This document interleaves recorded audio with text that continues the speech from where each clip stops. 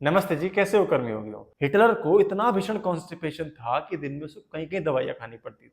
अब समस्या उसके पेट में नहीं थी, समस्या उसके मस्तिष्क में थी, पर वो दवाइयां पेट की खा रहा था। इतिहासकारों के अनुसार हिटलर को बहुत अधिक तनाव की समस्या थी, वो तनावग्रस्त था। देखो, जब हमारी बॉडी स्ट्रेस फेस करती है तो हमारा sympathetic nervous system automatic activate हो जाता है, और इस स्थिति में ब्लड सर्कुलेशन को डाइजेस्टिव ऑर्गन से आपके हार्ट, आपके लंग्स, आपके ब्रेन और आपकी स्केलेटल मसल्स की तरफ डाइवर्ट कर दिया जाता है, ताकि आपका ब्रेन और आपकी बॉडी उस समस्या को सुलझा सके, उस तनावपूर्ण स्थिति को सुलझा सके। अब होता क्या है, जो लोग बार बार हर बात पे, छोटी बात पे पैनिक होते रहते हैं, तनाव लेते रहते हैं, उनके साथ समस्या ये होती है कि ये प्रक्रिया उनके शरीर में बार बार पूरे दिन होती है। और केवल पूरे दिन में नहीं, जब वो सोते हैं तो उनको ड्रीम्स आते हैं, स्वप्न आते हैं।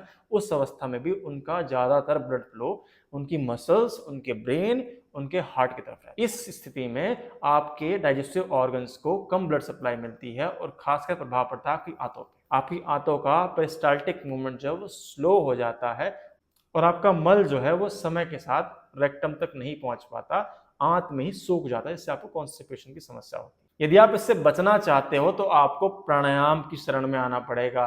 श्री कृष्णचंद्र महाराज को केवल पूजना नहीं, उनके आदर्शों का पालन भी करना पड़ेगा। उनके सबसे बड़े आदर्श का पालन करना पड़ेगा, इसको कहते हैं हम कर्मयोग। कर्मयोग का सिद्धांत ये है कि भविष्य की मत सोचो ज्यादा, वर्तमान में रह के काम करो। इसका पालन आपने करना पड़ेगा। फल की इच्छा मत ज्यादा करो, नहीं तो कॉन्स्टिपेशन ही झेलोगे और भयंकर से भयंकर बीमारियां इसके साथ लग के आएंगी।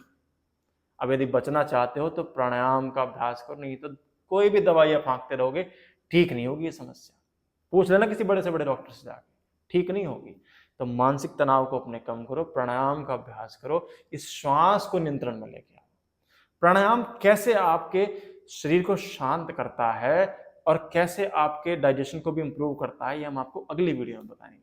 जुड़ने के लिए बहुत बहुत धन्यवाद। नमस्ते जी।